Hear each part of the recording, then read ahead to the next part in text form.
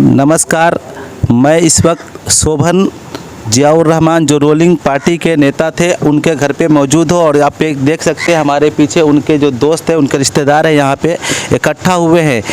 जो जिस तरह से उनकी हत्या की गई है, वो ही समाज में एक ऐसा इंसान थे जो गरीबों का आवाज़ उठाते थे और वो लोगों के लिए लड़ते थे। आज उनकी हत्या हुई है, लेकिन उनके पीछे या उनके लिए आवाज़ उठाने वाला आज अभी तक उनके सामने आया नहीं है, न उनके घर पे किसी तरह की लोग आ रही हैं। यहाँ तक सूत्रों के अनुसार ये बताया गया है कि अभी तक सिर्फ 3 आरोपी अरेस्ट हुए हैं, लेकिन उसका जो मास्टरमाइंड है, जो इस गेम को चला रहा है, जो इसको ऑपरेट कर रहा है, वो बाहर से, वो बंदा अभी भी पुलिस की गिरफ्त से बाहर है। और सूत्रों के अनुसार ये पता चला है जिस हथियार से उनकी हत्या की गई है, अभी वो हथियार जगह पे नहीं मिली, उनका मोबाइल भी गायब है। और दूसरी बात कि जिस रॉड से उनको उस पर वार किया गया, वो रॉड भी वहाँ से नहीं था। और आइए मैं उनके घर वालों से जानना चाहती, जबकि वो नेता के बारे में मैंने गाँव में बहुत सारे लोगों से पूछा तो वो बताए ना उनसे कभी किसी जाति दुश्मनी थी, ना कोई वो बिल्डर थे, ना वो किसी दलाल टाइप के आदमी थे, जबकि वो समाज में लोगों की भलाई के लिए आवाज़ उठाते थे, लोगों के लिए, गरीबों के लिए लड़ते थे। आज जब उनके साथ ये हादसा हुआ तो उनके लिए कोई आवाज़ उठाने वाला अभी तक जो बड़े लेवल पे होते हैं कोई नहीं आया है। और उनके जो लोग हैं आपस में, वो लोग आगे प्रोसेस के लिए, जारी करने के लिए आगे की तरफ बढ़ रहे हैं। अगर उनको सहायता नहीं मिली तो वो आगे भी जाएंगे, ट्वीट करेंगे किसी तरह हो, चाहे वो तेजस्वी यादव हो या मन्नू महाराज जी हो, ताकर के इनकी जो आवाज़ है, इनकी जो चीज़ इनको मिलना चाहिए, जो फैसिलिटी जिस तरह से काम होना चाहिए उस तरह से इनका काम हो, और ताकर के इस जो जिनकी हत्या हुई है उनके घर वाले को उनको इंसाफ मिल सके। क्योंकि इसको जो ऑपरेट करने वाले बाहर के लोग हैं और वो इसको ऑपरेट बाहर से कर रहे हैं, क्योंकि अभी तक जो मेन मुख्य आरोपी है वो गिरफ्त से बाहर है। आइए मैं उनसे जानना चाहते हैं कि क्या प्रोसेस था और आप लोगों ने किस तरह से इनको देखा और क्या आप लोग और क्या चाहते हैं प्रशासन से। एक्चुअली मैं जियाउर रहमान का बड़ा भाई हूँ, बासित रहमान। तो हम लोग चाहते हैं कि ये निष्पक्ष जांच हो और जिन आरोपियों का नाम दिया गया है एफआईआर में, वो उनमें से 2 अभी भी अभियुक्त हैं, उनको उठाया जाए, उनको पूछताछ की जाए, इंक्वायरी की जाए पुलिस की। और इसकी जो वजह है, जो ज़मीन का लेन देन ये लोग बना रहे हैं या पुलिस अपने इनिशियल प्रेस कॉन्फ्रेंस में बोली है, वो नहीं है। ये एक बड़ी साजिश का है, रंजिश भी है इसमें दुश्मनी भी है और बाहर के लोग भी इसमें इन्वॉल्व हैं। तो ये एक षड्यंत्र है और प्लान वे में किया गया है और ये प्रोफेशनल कुछ लोगों ने, हमें शक है कि प्रोफेशनल कुछ लोगों ने किया है, जिस तरह इसकी हत्या का अंजाम दिया गया है। तो इसमें कमियां यह है कि एविडेंस बहुत से इन्होंने कलेक्ट नहीं किया पुलिस ने। पहले तो इनका जिस हत्या से वो बोल रहे हैं, आरोपी बोल रहे हैं कि हत्या किया, वो कलेक्ट नहीं हुआ है। दूसरा इसमें यह है कि उनका एक स्मार्टफोन था, वो गायब है और वो कलेक्ट नहीं हो पाया। तो ये सब कमियां, प्रशासन की यहाँ पे यही कमी है कि जो चीज़ होता है जिससे आगे का काम प्रोसेस आसानी हो, वो उन्होंने उनको हैंड ओवर नहीं लिया और ना आपको होने दिया। तो अगर वो मोबाइल उनका मिल जाता तो कॉल रिकॉर्ड के मुताबिक या उसको ट्रैक करके बहुत सारी चीज़ सबूत हासिल हो सकता था, उससे वही चीज़ आपको नहीं मिला। और ये चीज़ प्रशासन की जिम्मेदारी होती है कि उस चीज़ को वो हैंड ओवर करना चाहिए गार्जियन को, या खुद लेबोरेटरी में टेस्ट करा करके उसको आकर के भेजते, तो ताकि फॉरेन एजेंसी में उस चीज़ को फॉलो कर करके उस अपराधी तक कॉल रिकॉर्ड के जरिए और भी जो बाकी छुपे लोग हैं उनको पकड़ा जा सकता था। वही चीज़ की कमी है। आपका क्या राय है सर पे? देखिए, नेता तो बाद में, पहले वो हमारे जीजा जी थे, हमारे बहनों ही थे और हमारे बहनों के साथ इस तरह का हादसा हुआ है। इसमें प्रशासन के कार्यशैली पे हम सवाल नहीं कर रहे हैं, लेकिन उनका जो कुछ काम डिले है या समझिए कि तत्परता से नहीं है, इससे हम लोग संतुष्ट नहीं है। जैसे जिस वेपन से हत्या किया गया या हत्या की बात कबूल रहा है, उस वेपन का रिकवरी ना होना, मोबाइल एंड्रॉयड फ़ोन का रिकवरी ना होना एक बात। दूसरी बात ये कि जो मेन एक्यूज्ड है, जिसको बाय नेम एफआईआर में हम लोगों ने लिया है, जिस पे हमको पूरा यकीन है कि इन लोग के इशारे पे या इन लोग के साथ और भी लोग होंगे, जब उठाया जाएगा तो अपने आप ये क्लियर हो जाएगा। मेरे कहने का मतलब है कि प्रशासन से हम यही मांग करेंगे कि निष्पक्ष होकर के इस केस का जांच हो और जो मुजरिम है इसमें वो उसको सज़ा, ज़्यादा से ज़्यादा सज़ा मिलनी चाहिए। हम लोग न किसी दोषी को बचने दें और न ही निर्दोष को हम लोग फंसाएंगे। ठीक है। घर वालों का कहना है कि अगर इसकी जांच सही तरीके से हो, और मैं इसको न्यूज़ के माध्यम के हिसाब से मैं जो यहाँ के डिप्टी सीएम श्री तेजस्वी यादव और मन्नू महाराज जी हैं उनको मैं ट्वीट करके कि इस वीडियो को मैं उनके पास पहुँचाना चाहता हूँ कि खुलेआम अपराधी घूम रहा है बिहार में, आप इस पर शिकंजा कसिए और न, ताकि आने वाले वक्त में किसी का घर का चिराग न बुझ सके। अभी सूत्रों के अनुसार ये पता चला है कि जिस रॉड से या जिस हथियार से उनका हमला किया उनके ऊपर, वो हथियार भी गायब है, और उनका मोबाइल, एंड्रॉयड मोबाइल जो उनके पास था, अगर कॉल रिकॉर्ड खंगाला जाए सही तरीके से तो वो मुजरिम भी उनके हाथ आ सकता है प्रशासन के।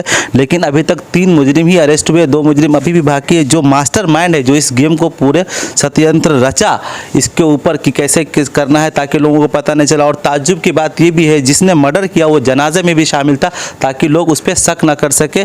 और दूसरी बात कि प्रशासन का कहना है कि ये गोली नहीं चलाई गई, लेकिन अगर उनके निशान को देखा जाए तो ये लग रहा है कि उनको गोली से मारा गया था। आइए पूछते हैं उनके घर वाले से कि उनका आगे का प्रोसेस क्या। अगर ये इस तरह से स्लो प्रोसेस चलता रहा तो ये काफ़ी लंबा टाइम चला जाएगा इसको लेकर के। अब आप खुद बताइए, जो एक समाज सेवा, जो रोलिंग पार्टी के नेता के साथ ऐसा स्लो प्रोसेस चल रहा है, तो बताइए एक गरीब आदमी, एक आम आदमी के साथ अगर ये घटना घटेगा तो उनका मनोबल किस तरह से बिहार में टूटता है और उनको कैसा इंसाफ मिलता है, तो आप खुद समझ सकते हैं इस चीज़ को देख करके। मैं मोहम्मद कैस, शहीद मरहूम ज़ियाउर रहमान उर्फ बब्बन का ससुर हूँ। 8 तारीख को जो उनका मर्डर हुआ, उस दिन से लेकर आज तक इनिशियल स्टेज में जो पुलिस ने कार्रवाई की है वो सराहनीय है, प्रशंसनीय है और पुलिस एक्टिविटीज़ ठीक है। बट जो उनका इंजरी रिपोर्ट दिखाया जा रहा है कि मतलब कोई हार्ट ब्लड से पीछे हमला किया गया, वार किया गया, रॉड हो सकता है, कुछ भी हो सकता है।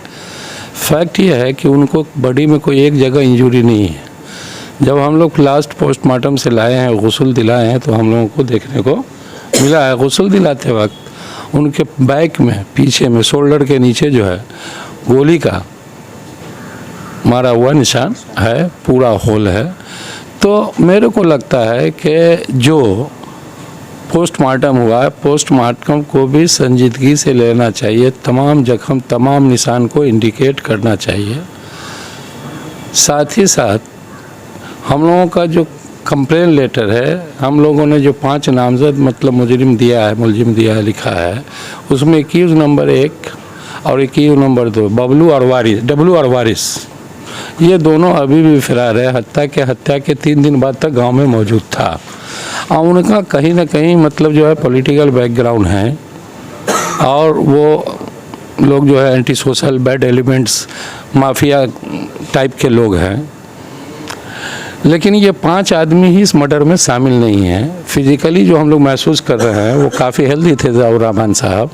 उनको मारने के लिए कई एक लोग की ज़रूरत है, और ये एक बड़ा कॉन्स्पिरेसी दिखता है। इसलिए आने वाले दिन में अगर ज़रूरत पड़ी, और हम लोग इस केस को लेकर के आगे दूर तक जाएंगे, ज़रूरत पड़ी तो दोबारा जांच की मांग करेंगे, CID CBI भी हम लोग मांग करेंगे, न्याय दिलाने के लिए। और मैं जनता से अपील करूंगा कि ज़ियाउर रहमान साहब सोशल पॉलिटिकल एक्टिविस्ट थे। ख़ास करके कोरोना काल में जब कोई फ्लड आता है तो इसमें इलाके में इनका नाम रहा है, सिर्फ दरभंगा जिला में नहीं, दूसरे ज़िला में और राज्य स्तर पर भी। यह मतलब जो है एक ठो स्वस्थ परिवार होने के नाते इनका आमदनी, कामकाज ठीक ठाक था, ज़मींदार किस्म के लोग हैं ये लोग, तो समाज के ऊपर में काफ़ी खर्च किया करते थे। तो हमें मतलब ये अनुरोध है मेरा कि मास्टरमाइंड जो है, प्लानर जो है, ये गेम कहाँ से सजाया गया और इसमें कौन कौन लोग शामिल हैं, इन तमाम लोगों को सामने में लाया जाए। उनके लाने के बाद ही सही दिशा में जांच चलेगी और सही लोगों को पकड़ा जा सकेगा। हम उम्मीद करते हैं कि प्रशासन तत्परता दिखाए और बड़ी मजबूती के साथ हमारे केस को मजबूत करे, ताकि न्यायालय में जाने के बाद जो है हम न्याय की लड़ाई को जीत सकें, हम अपनी बच्ची को सही इंसाफ दिला सकें और कोई भी मुजरिम इससे बचने नहीं सके और बड़ी से बड़ी सज़ा हो। अगर ज़रूरत पड़ेगी हम लोग फांसी की भी मांग करेंगे और इसको फांसी तक की हम लोग मांग करेंगे। आप देख सकते हैं एक ससुर ने अपने दामाद को खोया, एक फैमिली ने अपने शौहर को खोया, एक बहन ने अपने भाई को खोया और एक बाप ने अपने बेटे को खोया। आप देख सकते हैं किस तरह से उनके घर वालों में गमज़दा का माहौल है। और उनके जो जिला स्तर के जो दोस्त थे और फ्रेंड थे, बहुत सारे लोग जो उनके घर पे आज मौजूद है, उनको भी ये आज यहाँ पर आकर के गमज़दा होना पड़ा, सिर्फ एक नॉर्मल निजी ज़िंदगी के कारण। जो लोगों ने इस तरह से घटिया से घटिया हरकत की, जो एक समाज सेवी इंसान को चलते फिरते इस दुनिया से रुखसत कर दिया। आइए उनके दोस्त से बात करते हैं, उनको कैसा अभी यहाँ पर क्या और उनका जो प्रोसेस है जो यहाँ पे प्रशासन का काम करने का कैसा होना चाहिए और किस तरह से हो रहा है, बताइए सर जी। तो अभी तो हम जियाउर रहमान साहब बब्बन साहब थे जो कांग्रेस पार्टी के अल्पसंख्यक प्रकोष्ठ के जिला अध्यक्ष थे। उनकी जो हत्या हुई है वो काफ़ी दुखद है, निंदनीय है। और अभी उनके परिजनों के साथ हम मिलने आए हैं। हमारा इस मौके पर उनका जो लाश डेड बॉडी को जो देखने से पता चलता है और पुलिस ने जो अभी तक कार्रवाई की है, दोनों स्तर पर हम ये कहना चाहते हैं कि पुलिस को और गहन जांच पड़ताल में आधुनिक तकनीकी तौर तरीकों से इस हत्या का जांच करना होगा। और प्रथम दृष्टया जो उनके पीठ पर जो छिद्र टाइप का दिख रहा है, वो लगता है कि कहीं न कहीं वो मारने में मैंने गोली तक का भी इस्तेमाल किया गया है। तो इसका एक अनुसंधान पुलिस को करना चाहिए, मेडिकल रिपोर्ट को मैंने और गंभीरता से बनाना होगा। और पुलिस ने अभी तक जिन लोगों की गिरफ्तारी की है, प्राथमिक तौर पर इस घटना में जो उनके परिजनों का कहना है, उस मुताबिक पुलिस को और ही गंभीरता से अभियुक्तों पर कार्रवाई करनी होगी। इस संबंध में हम भाकपा माले के तरफ से इस घटना पर दुख व्यक्त करते हुए कहना चाहते हैं कि दरभंगा का पुलिस प्रशासन इस घटना का त्वरित निष्पादन के लिए स्पीडी ट्रायल चलाए और इस घटना में जो दोषी लोग हैं, तो क्या कोई एक आदमी की हत्या कोई 3 आदमी कर दे सकता है? इस हत्या में और भी लोग हैं जिनकी जांच जब आधुनिक तौर तरीके से मैंने किया जाएगा, पकड़े गए अभियुक्तों से गहन जांच पड़ताल होगी, जिनका उनके परिजनों ने नामजद बनाया है, उनसे पुलिस जब पूछताछ करेगा तब पुलिस निष्कर्ष में सही निष्कर्ष तक, हत्या तक वो पहुंच सकता है। इसलिए इन जो मृतक हैं उनके परिजनों को इंसाफ की लड़ाई में हम भाकपा माले के लोग पूरी तरह से एकजुट हैं। और आने वाले 25 तारीख को इसी शोभन गांव में भाकपा माले सदस्यों की एक विशेष बैठक रखी गई है, जिसमें हम प्रशासन का जो 15 दिनों की कार्रवाई है उसकी हम समीक्षा करेंगे। और आगे आने वाले दिनों में बब्बन साहब के परिजनों को इंसाफ की लड़ाई में हम अपनी एकजुटता व्यक्त करते हुए हम जिला पुलिस प्रशासन को साफ साफ कहना चाहते हैं कि आप पब्लिक और पुलिस का जो फ्रेंडली जो सरकार का जो नारा है, उसको आप इस हत्या को अंजाम तक पहुंचाइए। के बारे में क्या बावन साहब एक बहुत बड़ा नेक आदमी थे। इस गांव में जो भी व्यक्ति गरीब गुरबा रहते थे उनको हेल्प किया करते थे। उसको इस सब ज़मीन तमीन से कोई लेना देना नहीं था, उसका अपना प्रॉपर्टी थे। और उन्होंने साजिश करके कुछ 1 2 3 आदमी ने, हम तो लगता है कि 10-20 आदमी है जो साजिश करके उसको मारा गया है। और उन्होंने षड्यंत्र बहुत पहले से रचा जा रहा था, इसी के कारण इनका मर्डर हुआ है। हम लोग भाकपा माले के टीम आए हैं और उनका मित्र भी है। हम लोग चाहते हैं अगर न्याय नहीं मिला तो हम एसपी साहब को यहाँ अनशन करेंगे धरना पर, जब तक न्याय नहीं मिलेगा जब तक इस लड़ाई को हम जारी रखेंगे। भाकपा माले कैलाश पासवान